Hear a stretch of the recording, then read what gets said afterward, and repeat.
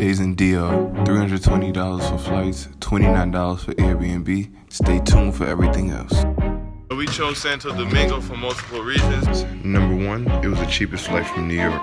Beautiful beaches and scenery, and only being 4 hours from us. And the rich culture and history of this island. In Santo Domingo, we stayed in the colonial zone. It was safe, $20 a night, with Wi-Fi and breakfast included. First stop, we're at Los Tres Ojos, or the Three Eyes National Park. This really big cave system that has 3 lagoons, originally inhabited by the Taino Indians. It's called the Three Eyes Park, but there's actually 4. To get there, you have to get on this boat for 50 more cents.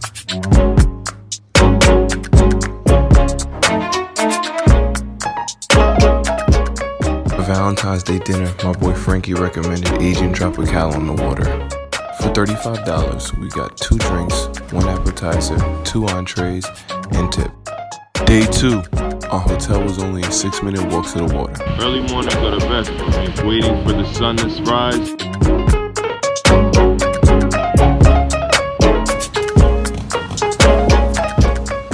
One of the only people on the bus heading to Las Terranas in the North part of the island in Samana.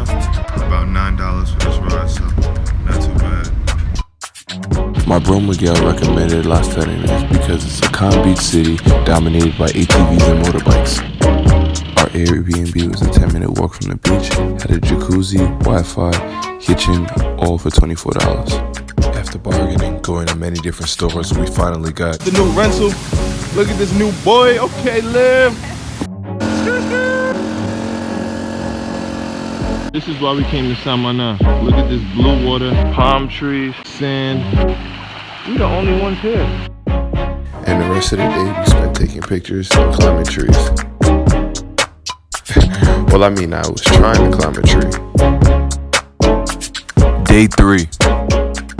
We woke up at 5:30 in order to watch the sunrise. To save money, we took the local buses called guaguas to get to our next destination. From Limon's entrance, you can take a guide with a horse for around $20 after bartering. They told us to get a guide, but me and Liv, we can figure it out. So our first obstacle was crossing this first one. Okay, now we're crossing our second one. Let's just say I went the wrong way, but we found 2 kids that led us the right way for only $1. LIMON, the waterfall. We're at LIMON, an hour and a half walking.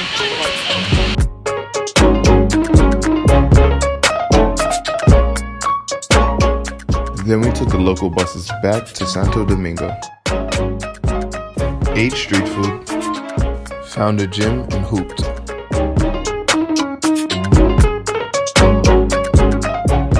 Last day in DO. Just got some street food, fresh squeezed orange juice, 2 empanadas, about 80 pesos. We took public transportation to the nearest beach. Boca Chica. This beach is mad people, not that nice. And boy, look at the lifeguard. But how can we complain with a $10 massage on the beach?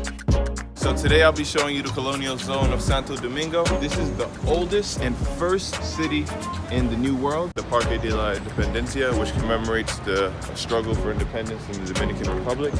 Over here you see a lot of prominent figures in Dominican history. Here we have the hospital of San Nicolas de Bari. It's the first hospital of the New World. We are at the Parque de Colón, also known as Christopher Columbus Park, right here in the middle of the colonial zone. The monastery of San Francisco. It was the first monastery that was built in the New World, and it currently stands as a symbol for all of the trials and tribulations of the Dominican. Basilica Santa Maria de Menor, also known as Primera Cathedral de Americas, because this is the first cathedral in all of the Americas. La Fortaleza.